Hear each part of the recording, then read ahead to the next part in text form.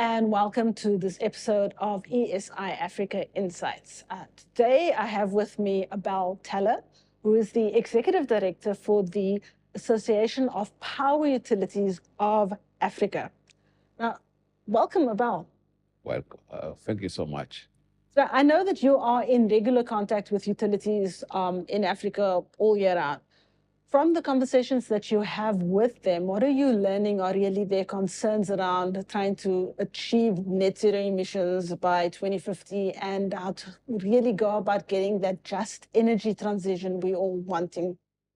Thank you for this opportunity to have this interview on the power utility in Africa. Africa is diverse. We have countries having already universal access.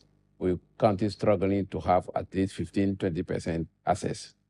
For the country having already universal access, that make it easy to now work on greening the mist and getting into transition, a real transition plan, and have target. So those countries, it make it easy for utility to fit the target need to do with the national determine the NDCs. For the country struggling for energy access is more difficult. Okay. The first target is to reach people, because if you don't have energy, you are not transiting anywhere.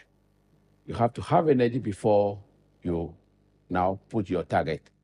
So it's a combined fight between getting access to energy, reaching universal access, and you are aware that we are not more talking about 2030, but 2040 to reach 70%. Okay. So the universal access is becoming after 2040. So, but Africa also is a surprising continent. The leapfrogging is a reality. As the leapfrogging happen in digitalization, we must be having the same in energy field. Why? Because the utility today are in the same, objective regime with the other component of the nation. Okay. So we are not separating solution, not separating technology, but we are making all in one to be able to fast track the greening, because Africa also have the possibility to have those renewable sources. Have abundant fossil sources, we have also abundant more renewable than fossil if we look at hydro, solar, and wind. So all is based in your target setting, your program, and how you finance the program. Okay. So there's been a lot of development of mini grids and off-grid projects across Africa. So how's this affecting utilities, whether it's positive or negative? And then what other factors are at play in that relationship? Last century, some 10 years ago, people may be conflicting situation between off-grid, mini-grid, and grid development. There is not today. APUA is working with Get Transform, other initiative to increase development of those off-grid solutions. Why? Because where the last miles, where the grid is not existing, we want people to be also have access to energy. So those solutions, we are working to help the grid connected isolate system, the distributed generation. The distributed generation help us to have two steps of development. One step is isolated. When we approach them, we connect them to the grid. Okay. And the grids, the distribution network fit already on in all standards. So we are not having an investment that we have to replace some year after. Okay. So it's to program those off-grid solutions to be prepared to the grid. If the grid come, they are connected. If we find it that during the day we'll have fossil, we have renewable energy intermittent, and during the night we put some fossil to back the intermittent renewable energy, is one advantage that the customer has 24 hour,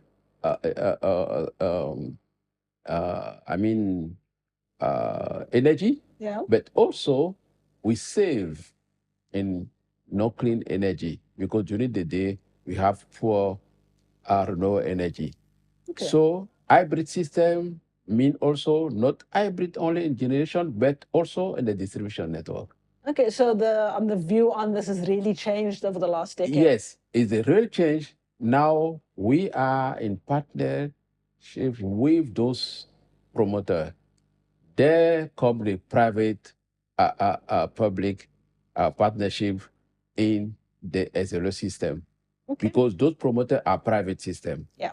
But now we are integrating them, saying that we need to work together because we are targeting the same people.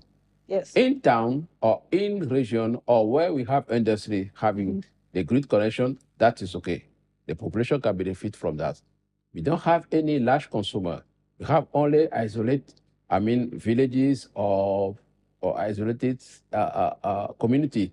We go with the system in place where we back them, we train them, we prepare them to supply and service, operate, and maintenance in their community, where we make sure that they have the capability to do correctly the maintenance, so that people don't feel the difference. Because the whole issue that those community sometimes feel that they are second zone community. They are not connected to the grid, like frustration. To bridge the gap, we say, no, we are back there. Utility is here, but it's not our job. Where we are here to secure that you have the same level of reliability like in town. Okay. And that make it easy even for the private company to be developed in the community. Okay, so if you take a step back, what is the vision of APUA for energy security in Africa, and where do you believe then the opportunities lie? The energy security means that we develop the system on two ways. First base load.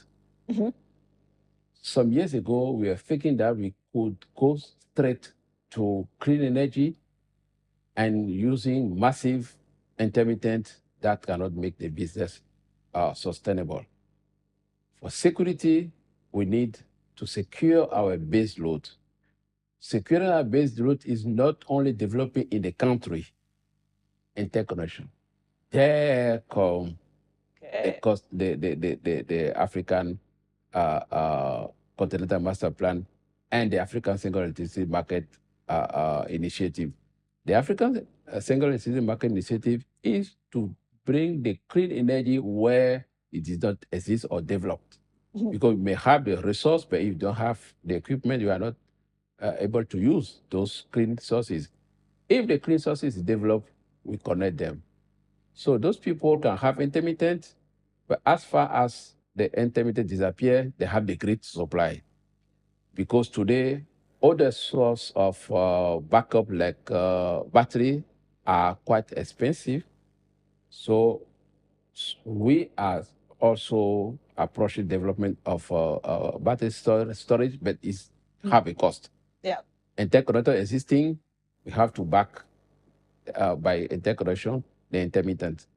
So we have to use all technology, all solution, and also tap into the least cost energy where it exists.